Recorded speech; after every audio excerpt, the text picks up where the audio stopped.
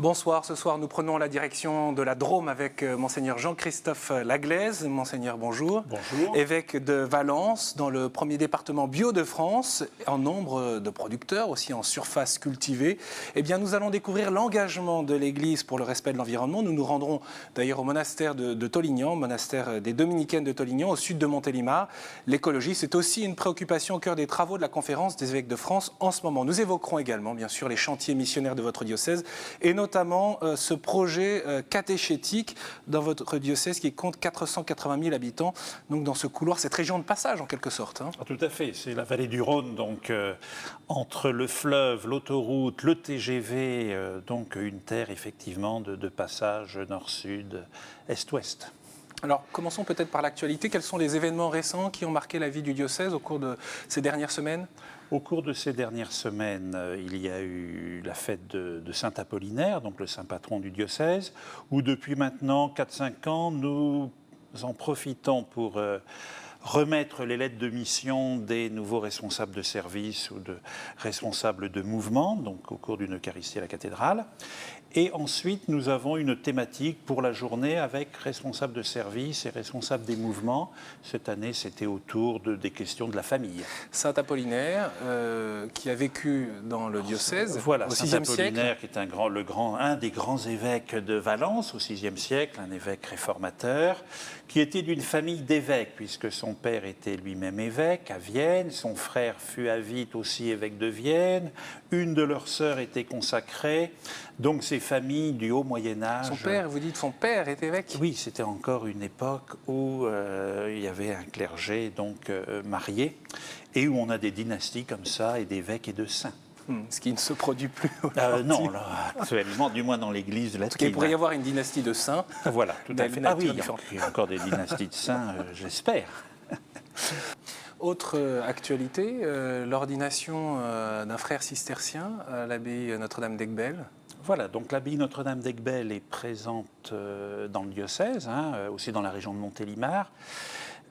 Aiguebelle est, pour l'actualité, la mère de l'abbaye de Tibérine. Donc, au mois de mai, il y a eu la bénédiction du nouvel abbé, don Éric. Et puis, le 1er octobre, pour la fête de Sainte-Thérèse de l'Enfant-Jésus, l'ordination d'un des frères comme diacre en vue du ministère presbytéral. Qu'est-ce que nous disent les cisterciens aujourd'hui, autant à l'église séculière, à l'église aux paroisses, oui, qu'à l'ensemble de la société française, puisqu'on a vu ce très beau succès du film des hommes et des dieux, ce qui est paradoxal parce que d'ailleurs le message est extrêmement dur, difficile à vivre. Oui, tout à fait. Qu'est-ce qu'ils nous disent ? Ils nous disent qu'il y a toujours des chercheurs de Dieu. Et des chercheurs de Dieu, non pas en solitaire, mais dans une vie communautaire faite de simplicité, de prière, du travail manuel, puisque Aiguebelle a des activités, quelques activités encore agricoles, et puis une activité au magasin, entre autres. Et puis, ils nous disent aussi cette vie fraternelle. Vie fraternelle pour se soutenir les uns les autres, pour faire le choix de Dieu. Et ce choix de Dieu est aussi choix de prière et de porter l'humanité. Et le film des hommes et des dieux le montre jusqu'à, je dirais, un paroxysme, qui est le don de sa vie, par fidélité et au Christ et aussi à des frères et sœurs qu'ils avaient choisis comme frères et sœurs. Monseigneur Laglaise, je vous propose justement sur la terre de votre diocèse qui a été très prolifique, féconde pour la vie religieuse. Je vous propose de rejoindre donc ce monastère de Tollignan où les religieuses dominicaines ont obtenu récemment le label bio pour les cultures du monastère. La Drôme, je le rappelle, qui est le premier département bio de France. C'est un reportage de Valérie Lussang.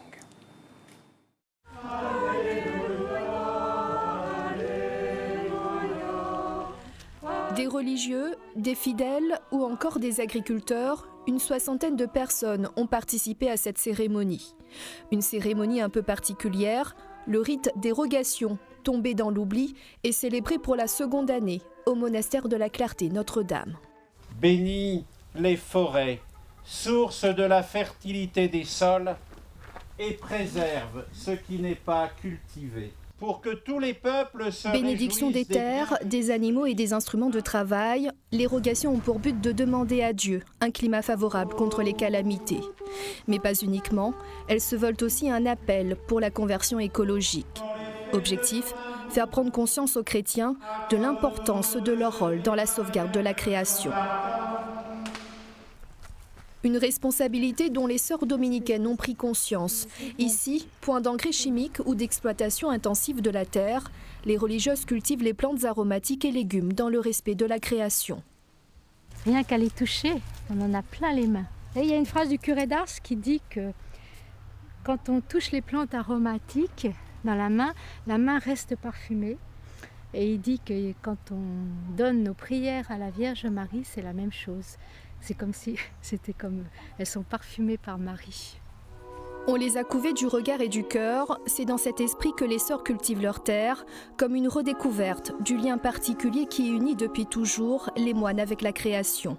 Et pour affiner cette réflexion, cette démarche spirituelle, les sœurs ont suivi un enseignement théologique à l'écologie.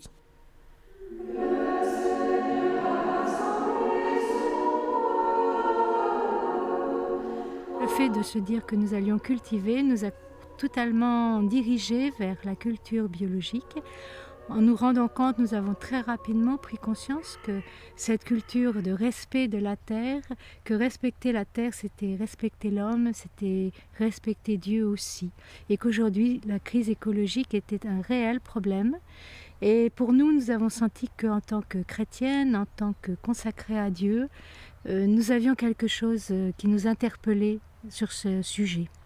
Pour mettre en valeur la dimension chrétienne de l'écologie, des conférences, des groupes de réflexion sont organisés dans la Drôme auprès des fidèles et des agriculteurs du département. Car les questions et les inquiétudes sont nombreuses. Comment rester fidèle au respect de la création lorsque la société incite de plus en plus au rendement? Aujourd'hui, c'est l'Église orthodoxe qui a cette position de leadership parmi les églises chrétiennes pour mettre en valeur la dimension chrétienne de l'écologie et le souci pour la sauvegarde de la création.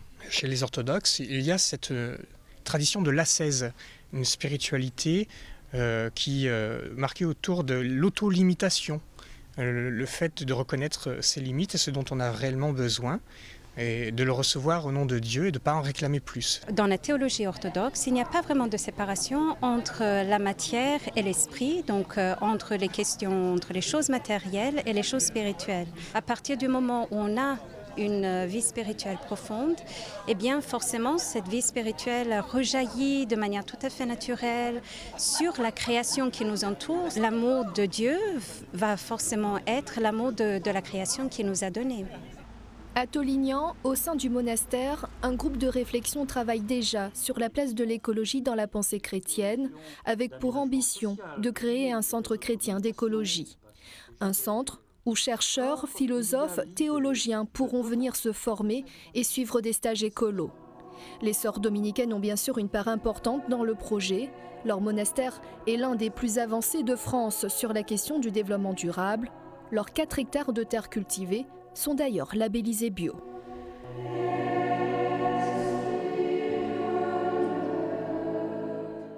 Monseigneur Laglaise, alors cette initiative du Centre chrétien d'écologie, elle tombe à pic, si je puis dire, dans le cadre de cette réflexion des évêques sur l'écologie, l'environnement. En quoi cette découverte du respect de la création, pour vous, est essentielle ? On a même précédé, je pense, la réflexion de la conférence que nous menons ces jours derniers. Ce qui a mené les choses, c'est quand même, dans un climat global de nos sociétés et tout, cette réflexion sur l'avenir de la planète, vivre autrement, changer nos modes de vie ou autre. Vous pensez qu'il y a un réel désir ? Il y a sans doute un réel désir. Est-ce qu'il est prégnant sur toute la société ? Je n'en sais rien. Dans le discours, sans doute. Passer aux actes, ça sera sans doute plus long et difficile. Alors, effectivement, la Drôme, premier département bio, mais aussi un des premiers départements au niveau de la présence du nucléaire par les centrales nucléaires, ou qui sont sur le territoire drômois, ou qui sont sur le territoire ardéchois, mais de l'autre côté du Rhône, donc nous sommes proches, et un énorme laboratoire de recherche du nucléaire à Romans. Donc, nous avons là les défis un petit peu de l'évolution de la manière dont nous allons vivre dans les décennies à venir, et je dirais même dans les siècles à venir. D'autre part, certains chrétiens ou non chrétiens réfléchissaient depuis longtemps sur ces questions d'écologie, développement durable, retour à la terre. La Drôme, l'Ardèche sont des départements qui, dans les années après les années 68 ou autres, ont connu ce retour à la terre. Certains intellectuels revenant. C'était des idées politiques d'ailleurs. Alors voilà, il y a donc des idées politiques qui sont là. Il y a des idées spirituelles, de recherche spirituelle, qui ne sont pas forcément chrétiennes ou même dans les traditions orientales, bouddhistes ou autres. C'est parfois d'ailleurs anti-chrétien ou alors on chrétien, peut avoir un athée. petit peu des réactions un petit peu anti-chrétiennes. Parce que dans les courants de politique, c'était aussi, ça pouvait être des courants libertaires ou anarchistes. Voilà. Bon. Oui. En gros, aujourd'hui, les écolos, vous pensez qu'il peut y avoir une convergence entre ces écolos et l'Église que vous souhaitez faire? Est-ce que vous le percevez concrètement dans votre diocèse, dans la Drôme? Alors, on peut le percevoir. En 2004, ça a duré 2 ans, j'ai fait la visite pastorale des 22 paroisses du diocèse de Valence, et dans un certain nombre d'entre elles, j'ai rencontré ces personnes engagées dans le mouvement écolo, mais aussi dans les médecines alternatives, dans d'autres. Et la plupart acceptaient vraiment d'avoir un dialogue, parfois même, on va dire, un dialogue un peu musclé, hein, sur des manières de lire la Bible, la tradition chrétienne. Ah ouais, il y avait un vrai désir qui était manifesté au cours de ces rencontres. Alors, ou un vrai désir de dialogue, ou de pouvoir dire, j'ai le souvenir dans l'une des visites pastorales, où on nous dit, mais si on en est arrivé là, c'est le judéo-christianisme, entre autres, il paraît que dans votre Bible, c'est écrit dans la première page de piller la terre. Piller la terre. Alors, on avait ensuite, je dis, écoutez, c'est pas tout à fait les termes, tout ça. Voilà. Donc, un désir aussi et puis de présenter, d'entrer dans un dialogue pour essayer, avec certains, de changer une approche et une manière de vivre. Et d'ailleurs, à ce point, on peut revenir sur l'intervention de l'un des experts, Dominique Bourg, qui est donc un scientifique, un chercheur, un proche de Nicolas Hulot, qui est intervenu devant les évêques de France à Lourdes, qui évoquait la dégradation catastrophique de la biosphère, avec une projection assez cataclysmique au niveau des changements climatiques. Et il disait, pendant un demi-siècle, on a tout tablé sur la consommation de biens matériels. C'est un grave échec spirituel et un grave échec pour la biodiversité. Il faut aujourd'hui retrouver le sens de l'homme. C'est assez surprenant de voir qu'il y a un terrain commun qui se dégage. C'est étonnant et encourageant. Et en même temps, une attente de la part des religieux, et en l'occurrence de l'Église, de s'engager dans cette transformation. Face à ces demandes de dialogue, ou de personnes déjà engagées dans l'Église, où certains disent, mais est-ce que l'Église n'a pas quelque chose, ou les religions ont quelque chose à dire sur ce domaine, il me semble qu'il fallait essayer de donner une réponse, essayer d'avoir des lieux et des personnes capables d'entrer dans ce dialogue. Alors, effectivement, nous avions la chance dans la Drôme d'avoir déjà quelques personnes qui avaient déjà travaillé ces questions, ou au niveau d'une réflexion plus philosophique, au niveau scientifique, et au niveau théologique, nous avions eu la chance, on l'a vu dans le reportage, M. Fabien Revol, j'avais souhaité à un moment, quand il était dans des études de théologie, qu'il puisse aussi aller se former. Il est parti 6 mois se former à Toronto. C'est le diocèse qui l'a soutenu. C'est le diocèse qui l'a soutenu, aller se former à Toronto, pour avoir aussi une vision autre qu'une vision européenne, mais anglo-saxonne et d'Amérique du Nord sur ces questions. Et puis, on peut dire que tout ce milieu de réflexion sur l'écologie, développement durable, est aussi un réseau relativement organisé, même s'il est très dispersé, de pouvoir comme ça avoir différentes personnes ressources pour créer ce petit groupe. Qu'est-ce qui vous a ramené, Fabien Revol, de l'Amérique du Nord ? Puisque vous souhaitiez qu'il y aille, c'était... Il a ramené, sans doute qu'au niveau d'une réflexion, d'une théologie de la création, et d'une approche plus globale de ces phénomènes, entre autres sur les penseurs, que ce soit en philosophie, en théologie ou sur des questions scientifiques que, apparemment, du moins personnellement, je ne connaissais pas. Et en France, on aurait du retard, en France, l'Église en France? C'est quelque chose que vous admettez? Peut-être qu'on a un peu de retard sur ces questions-là, où nous avons parfois, au niveau de la réflexion, nous sommes, mais il n'y a pas que sans doute que pour l'écologie, je dirais assez repliés sur nos schémas de pensée.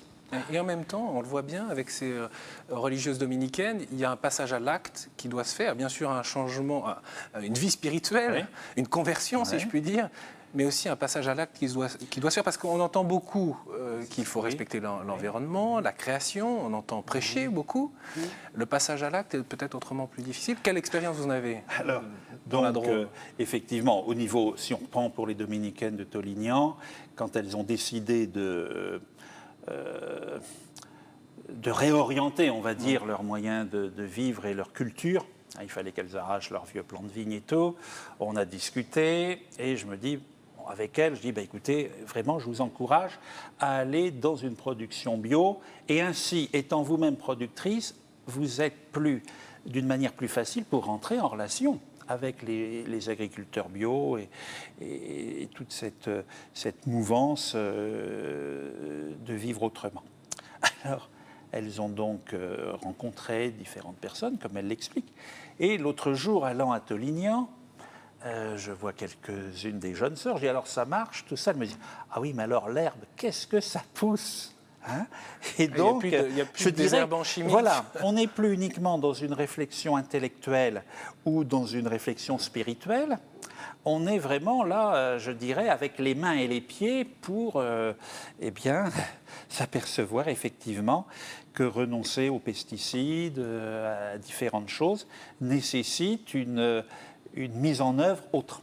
Est-ce que pour vous, l'homme retrouve sa place dans cette démarche? Puisque c'est quand même le sens global, c'est respect de la création, mais une écologie aussi humaine. Hein. Alors, il y a une écologie humaine, respect de la création.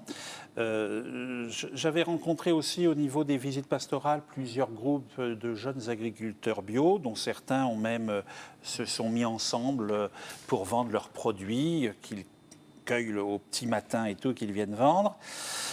En même temps, il y a quand même des questions autour de la population de la planète et de permettre à chacun de se nourrir décemment. Et on voit bien aussi qu'une agriculture bio nécessite des surfaces autres, un travail manuel plus intense ou mécanique. Et en même temps, donc, il y a tout ce concept aussi d'une agriculture raisonnée ou raisonnable. Il ne faut pas être naïf et pouvoir répondre aux responsabilités, notamment de subsistance alimentaire. Je voudrais qu'on évoque, après ce large dossier, cette large part, mais qui reflète bien l'activité et votre souci, votre préoccupation pastorale, un autre chantier qui est aussi missionnaire, peut-être même plus explicitement missionnaire, en tout cas plus habituel, c'est le projet catéchétique que vous portez depuis le 15 août 2009. Donc ça fait une bonne année maintenant que ce projet est en route. Voilà. Vous aviez des objectifs. Quelle était pour vous l'urgence de ce projet catéchétique? L'urgence, il y en avait une et il n'y en avait pas.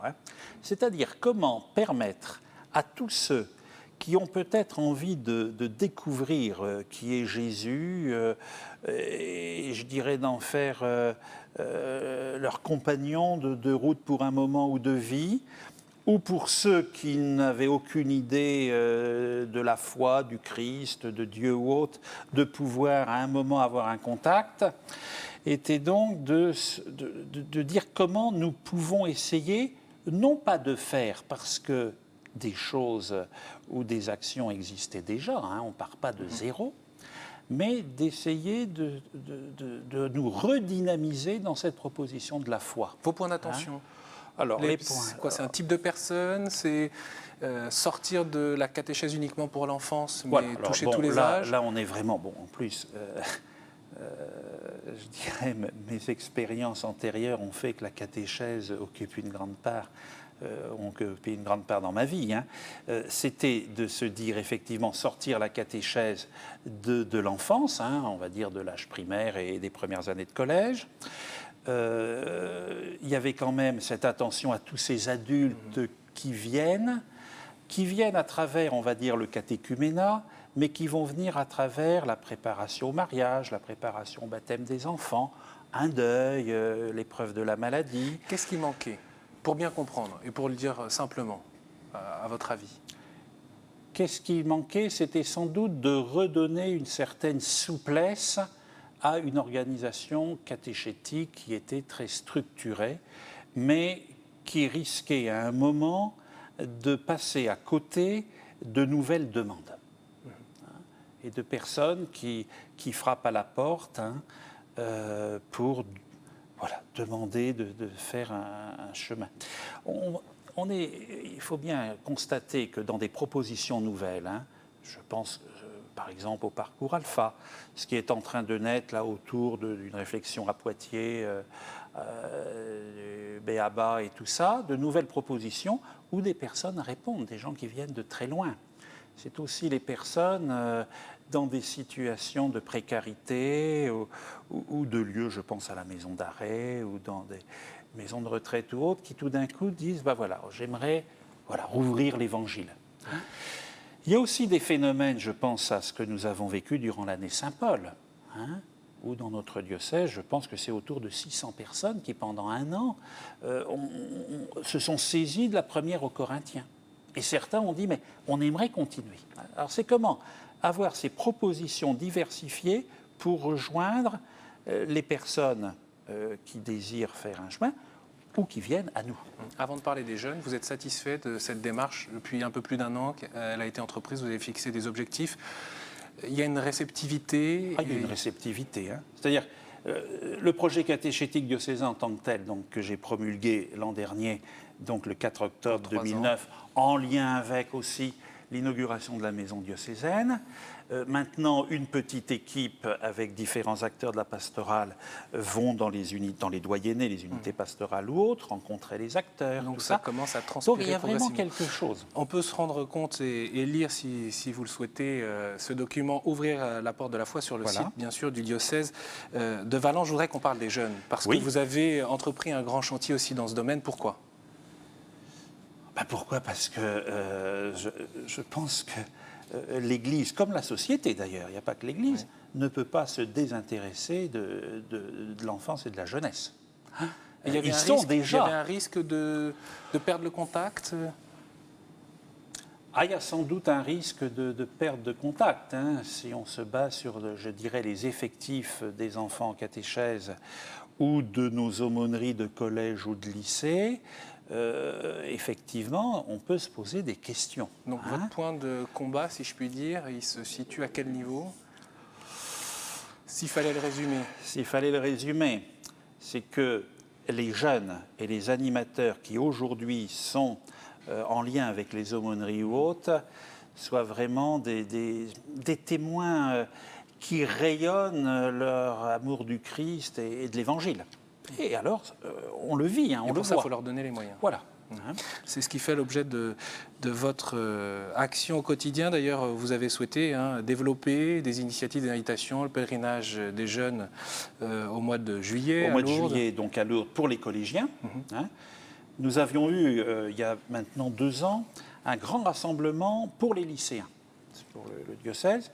Et le service de pastoral des collèges-lycées avait dit, mais pour les collégiens, il faudrait peut-être qu'on ait aussi une initiative diocésaine. Et alors, ils ont eu cette excellente initiative, début juillet, de proposer un pèlerinage à Lourdes. Et puis, il y a un rendez-vous qui est très prochain pour les lycéens.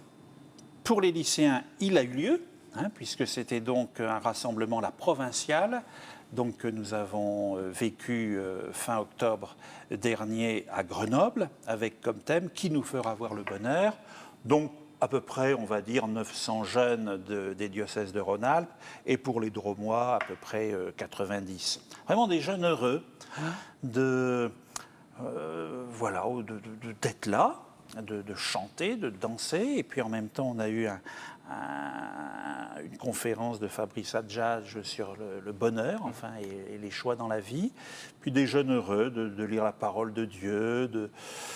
Ils pouvaient aussi rencontrer un prêtre ou quelqu'un pour le sacrement de réconciliation ou discuter.